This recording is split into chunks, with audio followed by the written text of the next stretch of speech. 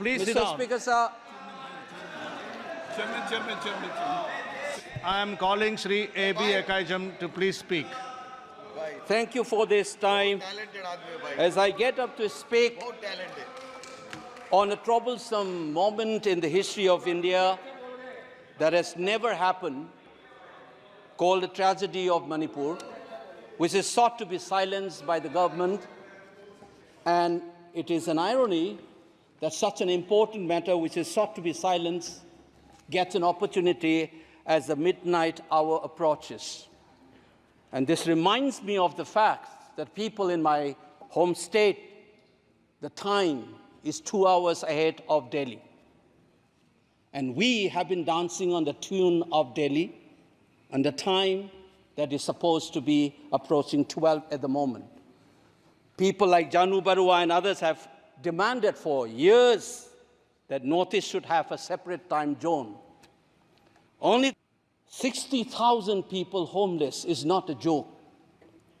200 plus people died.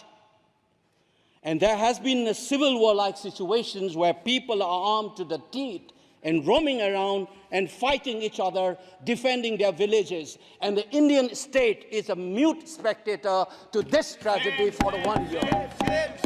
I must remind this House that each and every square centimeter of Manipur is covered by a central armed forces. It is one of the most militarized areas in this country where you have more armed policemen than the civil police, besides the armed forces of the Union. Despite this, how is that 60,000 people were rendered homeless and villages in thousands were destroyed? And yet, our Prime Minister remained mute, not even a word. And the presidential address did not even mention that. Shame. And I said that this silence is not normal. It is a reminder of the fact which many scholars have said, that there is a continuity between colonial and the post-colonial period. While fighting for this country and doing its duty as a part of the peacekeeping force in Sri Lanka in 1987, you are dishonoring this man. You are dishonoring the likes of the youths who hold the tricolor in international platforms. The likes of Mary Kom, Sarita Kunjarani, and Mirabai Chanu. You are saying that you don't matter in this country. Your state doesn't matter in this country. You are also saying that the likes of Ratan Tiam, the icon of the culture of this country, Harivam Sham Sharma, don't matter in this country. If you have an iota of concern for this state, there would not have been a silence. There would not have been a silence in this House, nor in the presidential address. This must be registered. Please raise your point of order. If you wanted to doubt the nationality and the nationalism of the people of that state, you must realize that these people have fought for the country. These people have brought laurel to this country. Please remember this. And that is what the silence means. 1 second. And I am telling you this. Mary Kom को हमने member of parliament बनाया, Bharatiya Janata party ने member of parliament बनाया। हमने कैसे नहीं इज्जत दी मणिपुर को स्पोर्ट्स यूनिवर्सिटी दिया। और आपसा जो है, मैं एक ऐसा आदमी हूं कि मेरे मामा को मणिपुर में गोली लगी, वो सीआरपीएफ के डीआईजी थे, इनको शहीद नहीं पता है। और 1956 में पहला आपसा मणिपुर में लगा, और 1956 से आज तक कांग्रेस के कारण मणिपुर की यह स्थिति है। 5 years after independence, can you negate this fact?